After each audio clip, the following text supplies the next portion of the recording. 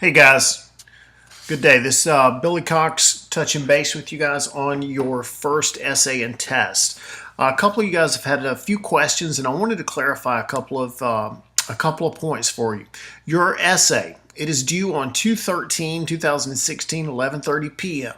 Your essay needs to be a minimum of 5 paragraphs. You should follow the MLA format. You should use your textbook. And I would really like for you guys to use some in-text citations on this on your answer. The essay question. Simply ask, were the colonists justified in resisting British colonies after the French and Indian War? Why or why not? You must provide at least 3 specific pieces of evidence to support your conclusion. Answer the why with evidence. So I put on D2L for you guys. I don't know if you can see this, but a little handout for this video. This should be on the news feed there with the video link. Please print that off, and you can pause the video, and then we're going to sort of walk through this essay question. Okay, so hopefully you have your handout in front of you. Now, what we're addressing in this essay question is specifically, I want you guys to begin to notice and to begin to look towards the fact that there are 2 different viewpoints. There's a British viewpoint, and then there's the colonist viewpoint on everything that comes immediately following the French and Indian War. Now, in 1763, when the French and Indian War ends, one of the first things that occurs is the king issues the Proclamation of 1763. That's just one of the events, one of the policies that the king issues or that the British government implements in the colonies. So I put some guiding questions here on this handout for you guys. First of all, in order for you to answer this essay question, you need to know what were the British policies toward the colonies of North America that followed the end of the French and Indian War. The proclamation is just one of those particular policies. You know, ask yourself, what did this proclamation of 1763, what did it do? And we know from text pages 113, roughly pages 113 in the new edition of the textbook, we know that the Proclamation of 1763, in essence, created a border on the Appalachian Mountains where the king says, okay, guys, if you're a colonist, you can't go west of here. And if you've already gone west of here, you need to pack up your gear and come back east. So the question becomes then, okay, so why did the king implement that particular policy? What was his purpose behind that? And we all know from your readings and from the PowerPoint 6 and 6.5, if you've gone through those, we know that at the end of the French and Indian War, the King of England, King George, he owes 140 million pounds. That's a ton of cash, guys. And of that 140 million pounds, 70 million of it is directly responsible or directly relatable to the King of England defending the American colonists, or the French and Indian War, that portion of the war that was fought on the continent of North America. So why did the king implement the Proclamation of 1763? He obviously had a purpose behind it. His purpose was not just to hack off the colonists, or we would at least hope not, which we know that wasn't his purpose. His purpose was, one of the first things you should do when you're like really in debt is stop spending money. Right on? So the king, he issues a proclamation in 1763 because he does not want colonists to continue going west, to continue pushing the boundaries, to continue into the frontier, invading the Indian territory. Okay? Because if they continue to do that, he is going to have to defend them because they are subjects of the British Crown. Remember from the Virginia Charter, they have all the rights, all the liberties, franchises, and immunities. This is all the way back to early 1600s, guys, with the original Virginia Charter.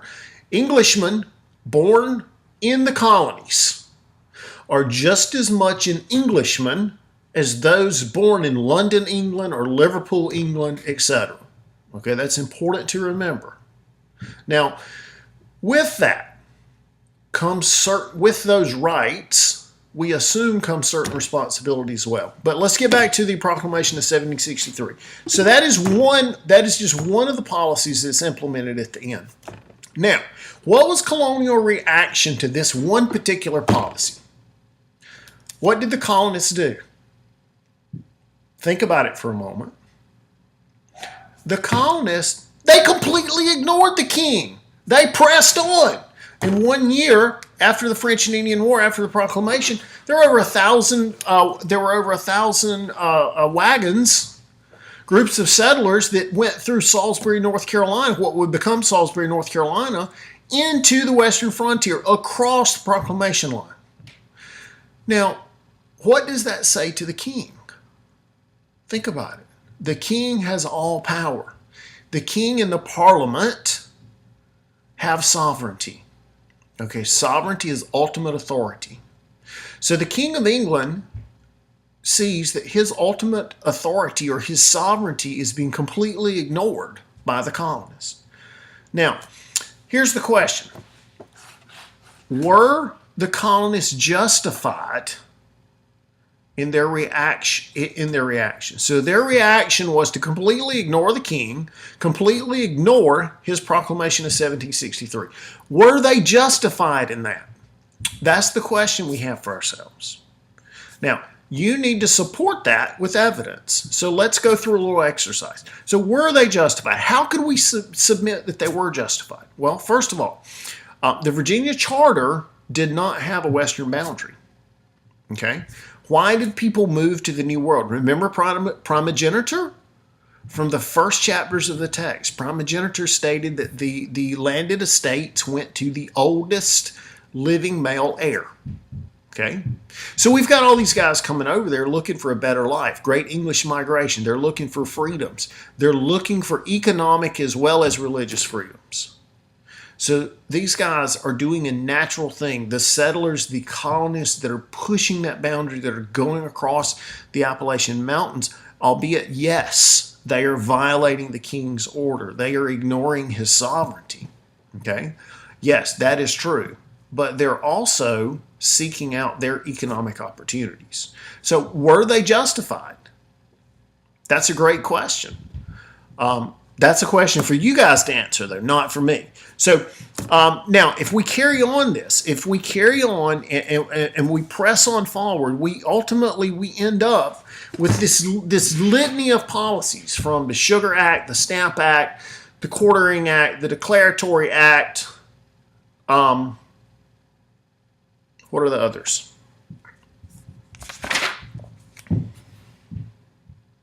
The various acts that we've all heard of in elementary school and high school, etc. So we have this litany of acts. Most of these acts were specifically designed for administration of the Townshend Acts. That was the Intolerable Acts. That was the other set I was trying to remember. So we have T-tax. That's another one. So we have all of these sundry of taxes, this laundry list of taxes and regulations that are imposed directly from England. Directly from England. That's an important point, okay? It is directly from the Parliament, directly from the ministers that are working under the king. Now, so all of these acts, they are resisted, if you will, in many different methodologies. We could even say that, the Boston Massacre is a direct result of the troops that are housed so close to the populace in Boston. The Boston Tea Party, that is a direct reaction. Were those guys justified dumping the tea in the harbor? Okay, were they? Now, ultimately, we're going to run into the gargantuan reaction to these policies, and that is the Declaration of Independence. If you guys read the Declaration of Independence carefully, you will note that once Thomas Jefferson, first of all, the beginning, the introduction, we hold these truths to be self-evident, that all men are created equal, and that they are endowed by their Creator with certain inalienable rights, and among these are life, liberty, and the pursuit of happiness. Those words, one of the things that we need to understand is that Thomas Jefferson and the colonists, when they penned those words and they signed that document, they are taking sovereignty away from the King of England. They are saying directly to the King of England, King, you know what, homie? Sorry, but our rights don't come from you. They come from a higher authority, if you will. And sorry, dude, you messed it up. Now, they continue on in the Declaration of Independence, and they go through, Thomas Jefferson, he masterfully goes through, and he itemizes the incredible list of abuses that the King of England and the English government have put onto the colonists. Okay? So now, I'm going to come back to that, but first of all, we need to ask ourselves, okay, so $140 million in debt, go way back to the 1763, $140 million in debt. In essence, the King of England and his administration, they are simply trying to pay back that debt. $70 million of it is directly related to defending the colonies of North America. Defending the colonies of North America. Now, I want you to ask yourselves, do you have a responsibility to pay for the law enforcement that protects your home, your business, your family? So that's the question. Do you have a responsibility to pay for it? And what is your reaction going to be when the tax man comes and asks for your contribution for your self-defense? Now, if that contribution that is asked for if it's exorbitant, what rights do you have? Or would you be justified in refusing? That's a question. I know, just as an example, something modern day, you have a ton of people that are migrating out of states that are highly taxed into states that are that have less taxes. Florida is a beneficiary of that. Texas is a beneficiary of it. However, California is losing it. Lots of people are leaving from California because the state taxes are too high. So my point, guys, is that the Declaration of Independence and all of these reactions that the colonists partake, that they get involved in, ultimately the Revolutionary War, are those actions justified? Because in essence, all of these actions are the colonists simply refusing to go along with the policies imposed from Great Britain. Now, remember, it's important. Each colony had a royal governor, and then they had a royal governor's council that was appointed. But they also had an elected legislative assembly that took care of internal taxation, etc. So my question to you is, the King of England and the Parliament bypassed the colonial governments and placed a direct tax on the colonists. So the question becomes, when the colonists rebelled, when they reacted, tar and feathering stamp tax act collectors, tossing tea into the Boston Harbor, committees of correspondence, sons and daughters of liberty, all of these things, were they justified? And if they were, why were they justified? If you believe they were not justified, that's fine. Tell me you think they were not justified. Okay? Just support it. Give me some evidence. Give me some evidence that explains why you feel that way. Now, let me go back to the Declaration of Independence really quickly. There's something I want to touch on here. In the Declaration of Independence on D2L, I posted the original Declaration of Independence, the draft copy, if you will, as well as the copy of the Declaration of Independence that was approved. Now, one of the things I want to point out is that in the draft of the Declaration of Independence, Thomas Jefferson excoriated the King of England about the African slave trade. That's important to note. He excoriated him. He absolutely ripped him up over the African slave trade. Now, the important part to note about that is that that section does not make it into the final Declaration of Independence. And the reason it doesn't is because the colonies of South Carolina and Georgia refused to sign the Declaration of Independence if there was any mention of slavery in it. So my point, even in 1776, even with the Declaration of Independence, this document that Americans view as this like holy scripture of our nation, slavery and the controversies that surround slavery, human bondage, it's already peeking its nose out. Okay, it's already there. It's just under the surface.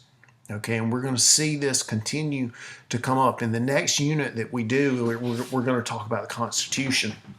And you guys are going to see it again with the Three-Fifths Compromise. You're going to see that slavery is just under the surface. Okay, now another thing, the Olive Branch Petition, even up into 1775, guys, 1 year before we issued the Declaration of Independence, we're issuing a mea culpa, if you will, a please forgive us, please make those mean men that work King George, this is a letter to King George, please make those mean men that work for you, your ministers, please rein them in. We love you, King George. We love being a part of your empire. It's obviously you don't hold us any ill will. It's the people that work for you that do. It's the parliament that's imposing these taxes. It's your ministers that are imposing these taxes.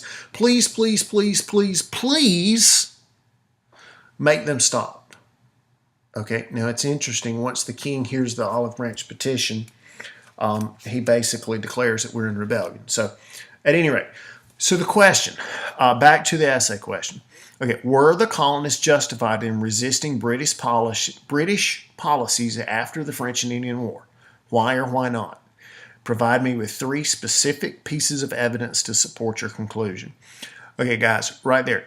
Pick 3 instances, 3 policies, and work through those. Okay, maybe it's the Stamp Tax Act. Tell me why it was implemented, why it was resisted, how it was resisted, were they justified? Okay, or you can go and then pick 2 more, obviously. Now, the other thing, really quickly, guys, don't forget that you have test 1 that will be due next week. It's due on the 13th. It'll open up on Monday. You also have your historical research paper topics that are due. I will try and post another video next week that goes a little more in detail about your historical research paper. And I'm going to provide some feedback on everyone's topic once they get it submitted to me. Then also on February 20th, you have a discussion board on the Bill of Rights. And then on February 27th, you have a quiz that is Jefferson versus Hamilton. Guys, as always, I'm available to you. Email me, text me, call me. We can even set up a FaceTime or a Skype if we need to. And I am also on the Conway campus, Grand Strand campus, and Conway campus. Let's see, Tuesday, Thursday, I'm on Conway and Georgetown. Monday, Wednesday, I am on Georgetown and Grand Strand. So if you need me, please reach out to me, and we will do whatever we can to help you guys get squared away. Any of you guys, if you have any questions, please, please, please email me or text me. I will be checking my emails all weekend, and we will continue on. Thank you guys so much, and I hope this wasn't too long. Have a great day. Have a great weekend.